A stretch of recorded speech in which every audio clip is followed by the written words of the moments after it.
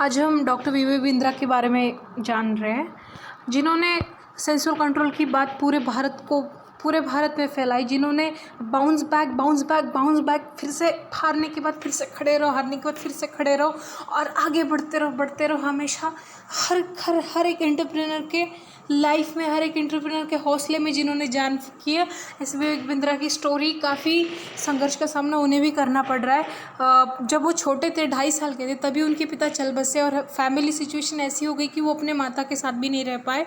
उन्हें अपने चाचा के साथ और दादा के साथ रहना पड़ा। वहीं पे उनका एजुकेशन हुआ।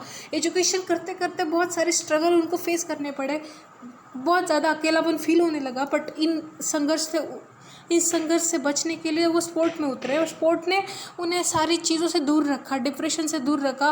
वो भूलने लगे, धीरे धीरे अपने प्रॉब्लम्स भूलने लगे। वो खेलने लगे, जी जान डाल के खेलने लगे, मेडल जीतने लगे, इतने सारे मेडल जीतने लगे, इतने सारे मेडल कि उनके भाई बहन वो जो उनके मेडल थे वो दूसरे को बांटते थे, इतने सारे वो मेडल जीत रहे थे। बट स्पोर्ट ने उनको एक चीज़ हमेशा सिखाई, हारने के बाद फिर से उठो, धक्का लगने के बाद फिर से उठो, गिरने के बाद फिर से उठो, bounce back bounce back bounce back. ये उनके ब्लड में आ गया। आगे चल के फाइनेंशियल इश्यूज़ हुए, फिर जाके उन्हें कॉलेज में ही उन्होंने डिक्शनरी बेचने का काम स्टार्ट किया। हर डिक्शनरी के पीछे उनको 25 रुपये जमा मिलते थे। कोचिंग उन्होंने लेना शुरू किया और कोचिंग लेने के बाद फिर एजुकेशन करते करते, एजुकेशन होने के बाद उनको ये लगा ना ही उनके आसपास ना उनके माता पिता है, ना कोई सगा संबंधी उनका पास वाला उनके साथ है। तो उन्होंने सोच लिया कि क्यों ना मैं संन्यास ले लूँ। और उन्होंने वृंदावन में जाके संन्यास लेके वो रहे इस्कॉन टेम्पल में। वहाँ पे 4 साल वो सन्यासी के रूप में रहे। वहाँ सेंसुअल कंट्रोल, सादे कपड़े, सादे सूती कपड़े, उनको ज़मीन पे सोना पड़ता था, उन्हें सात्विक कम खाना आहार लेना पड़ता था। वहाँ जो सारी नियमावली काफ़ी स्ट्रिक्ट थी। ध्यान, भजन, सेंशुअल प्लेजर से ऊपर उठ के मन को कंट्रोल करना था। तो ऐसे में उनके गुरु ने उनको पहचाना, उनके गुरु ने देखा कि उन्होंने संघर्ष लाइफ में देखे। तो उनके गुरु ने बोला कि भगवत गीता पढ़ो। भगवत गीता ने सिर्फ उनको आध्यात्मिक ज्ञान नहीं सिखाया। भगवत गीता, उनके कहने के अनुसार, भगवत गीता सिर्फ एक आध्यात्मिक किताब नहीं है, वो जीवन जीने का मार्ग है। वो जीवन जीने का मार्ग सिखाती है। वो हारे हुए को जान देने वाली है। वो कहते हैं कि होपलेस एंड से होपलेस स्टार्ट कैसे करना है, एक ब्रेक डाउन को ब्रेक थ्रू में कैसे बदलना है, क्राई नहीं करना है, ट्राई करना है। ये सारी चीज़ें तुम्हें भगवत गीता सिखाती है। उनके गुरु ने उनको आदेश दिया, तुमने ऑलरेडी मैनेजमेंट की स्टडीज़ ली है, तो इस भगवत गीता के ज्ञान को और मैनेजमेंट की स्टडीज़ को जाओ और दुनिया में फैलाओ। और गुरुजी का आदेश लेके फिर से उतर आए। वो सन्यासी जीवन छोड़ के फिर से वो आगे गृहस्थ जीवन में उन्होंने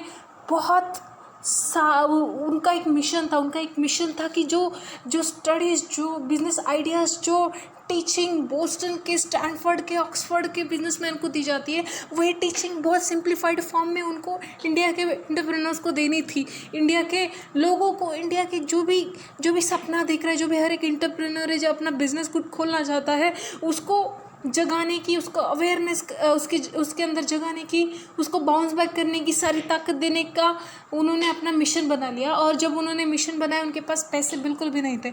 उन्होंने शुरुआत की तब उनके साथ ना पैसा था, ना उनके पास लोग थे। उनके पास ऐसे लोग आए जिनके साथ कुछ भी नहीं था, जिनके पास कुछ नहीं था, जिसके खुद के हाथ खाली थे।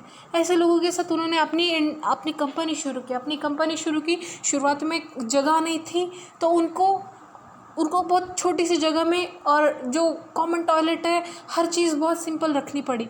और उनके एम्प्लॉयज़ को दिक्कत ना हो, इसलिए खुद जाके उनको टॉयलेट साफ़ करनी पड़ती थी। उन्होंने कमिटमेंट दी थी अपने एम्प्लॉयज़ को कि मैं कभी भी आपकी सैलरी डिले नहीं करूँगा, 7 तारीख को सैलरी मिलेगी तो मिलेगी। एक बार क्या हुआ, क्लाइंट ने मना कर दिया, कंपनी में बिल्कुल पैसे नहीं आए। तो ऐसे समय कमिटमेंट तो पूरी करनी थी, एम्प्लॉयज़ को पैसा देना था। तो उन्होंने अपना मकान बेच दिया, किसी को बिना बताए उन्होंने सैलरी दे दी सबको। और उसी समय के सबको पता चला कि कंपनी की हालत बहुत ख़राब है। तो 100 से ज़्यादा करीब एम्प्लॉयज़ छोड़ के चले गए। कुछ को उनको भी छोड़ना पड़ा, कुछ को उन्हें भी बोलना पड़ा कि जाइए आप, अभी हमें आपको देने के लिए पैसे नहीं है। तो ऐसे में फिर से ज़ीरो, और ज़ीरो से फिर से भगवत गीता की वो जो टीचिंग थी, जिसने उनको फिर से जगाया, फिर से वो उठे, फिर से बाउंस बैक किए, फिर से खड़े रहे, फिर 2014 के बाद सिर्फ ग्रोथ करते रहे, आगे बढ़ते रहे, आगे बढ़ते रहे, आगे बढ़ते रहे, बहुत सारे लोगों को आगे लेके चले गए, लाखों लोगों के अंदर हौसला जगाया, even students, even normal housewife, even entrepreneur से नहीं, हर फील्ड के लोग उनसे आज प्रेरणा लेते हैं। Thank you, bye.